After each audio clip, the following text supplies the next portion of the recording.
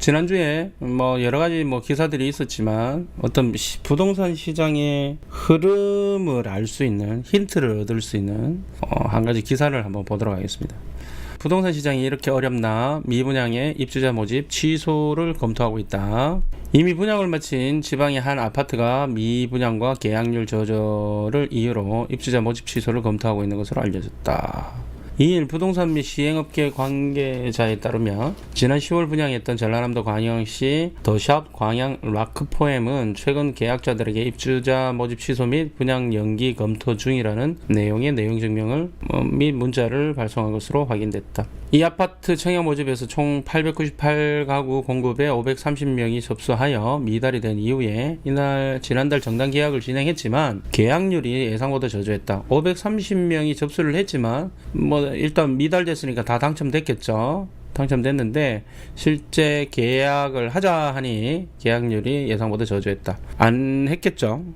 분위기 보니까 그죠. 보통 이렇게 적어도 한 5대1 이상은 돼야 저 계약서 도장 찍을 맛이 나는데 미분양 됐다 하니 조금 좀 분위기 좀 싸하겠죠. 본인 입장에서도. 그래서 아마 계약을 하지 않았고 그러한 사람들이 많다 보니까 계약률 자체가 저조했다 이렇게 볼 수 있겠습니다.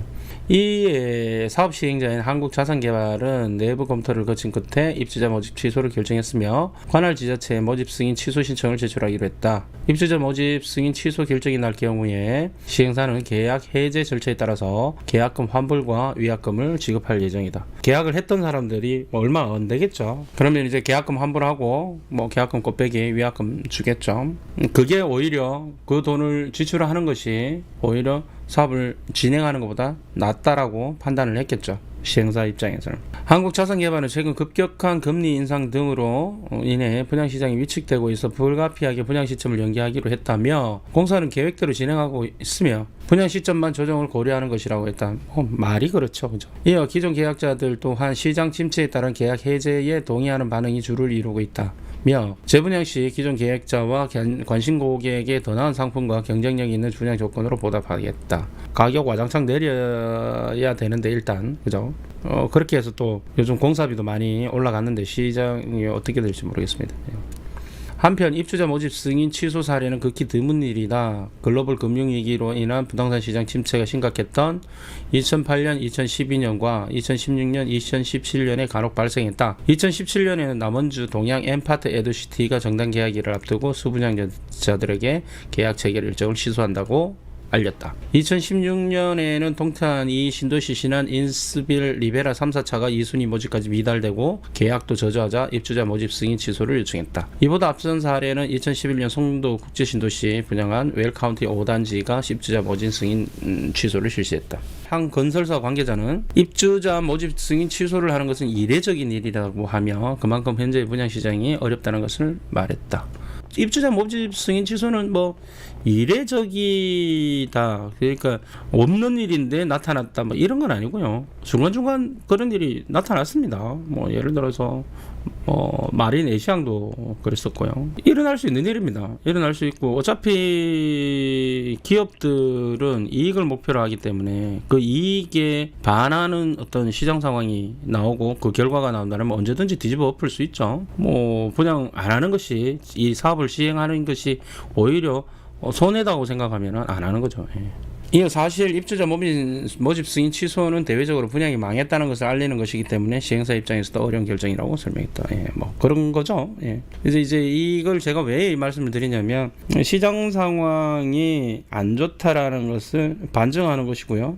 이런 상황들이 사실 광양에 이 물건 입지는 여기거든요. 여기라서 입지가 매우 훌륭하다 이렇게 보기에도 아주 광양에서 봤을 때는 그냥 고만고만하지만 광양 시장 자체가 그게 큰 시장이 아니다 보니까 한마디로 이야기해서 늦었죠.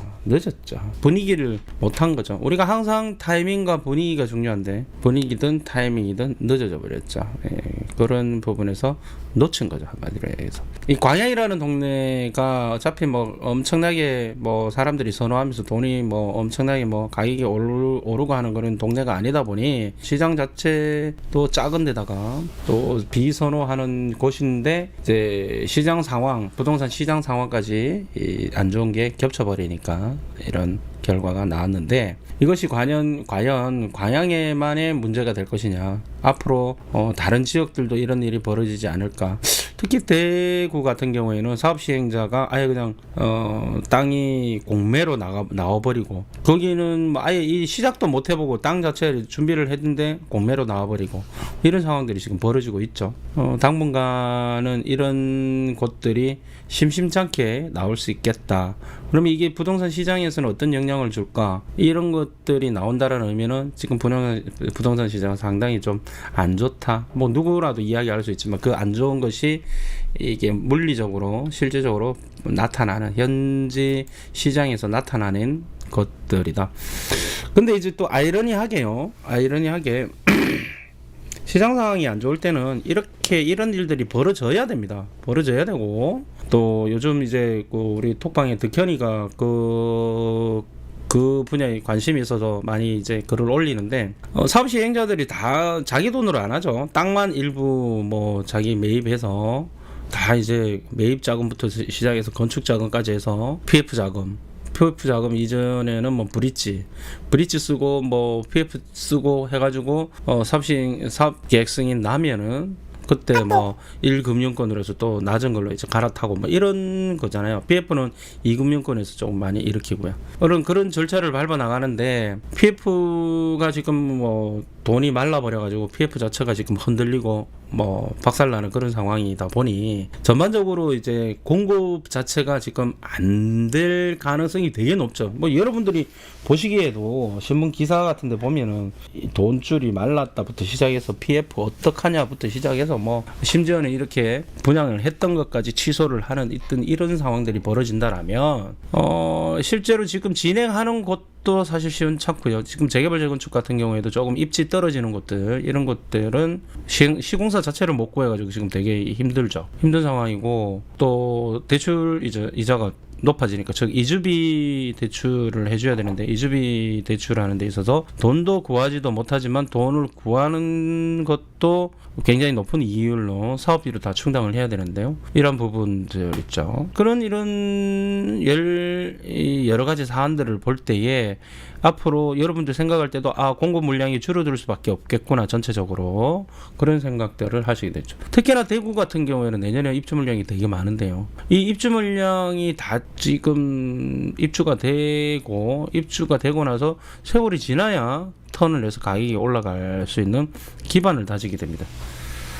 궁극적으로 가격이 올라가려면 결과적으로 이런 입주 물량도 줄어들고 공급도 안 되고 공급이 마르고, 이런 상황들이 이제 일어나면서 다시 부동산 관련해서 정책들이 정부에서 이제 풀어줘야 되겠죠. 뭐 대출도 해준다던가, 뭐 양도세 부분에서 안 받겠다던가, 아니면 뭐 중과세를 없애고 일반 과세로 돌린다든가, 규제 지역 다 없앤다든가, 뭐 대출도 팍팍 해주면서 이율도 낮아진다든가, 뭐 이런 여러 가지의 어떤 상황들이 투자를 할 수 있는, 투자를 하게끔 유도하는, 내지는 권장, 내지는 묵인, 내지는 방조, 내지는 이런 것들이 나타나야지만 가능성이 있을 것이다라는 어떤 턴의 가능성이 있을 것이다라는 것을 알 수가 있죠. 다행히 지금 서울 같은 경우에는 입주 물량이 많이 작기 때문에 금융시장 관련해서 이게 좀 안정이 된다라면 서울 쪽은 조금 다른 지역에 비해서 좀 낫지 않을까, 그런 생각도 해보고 그렇게 생각이 됩니다.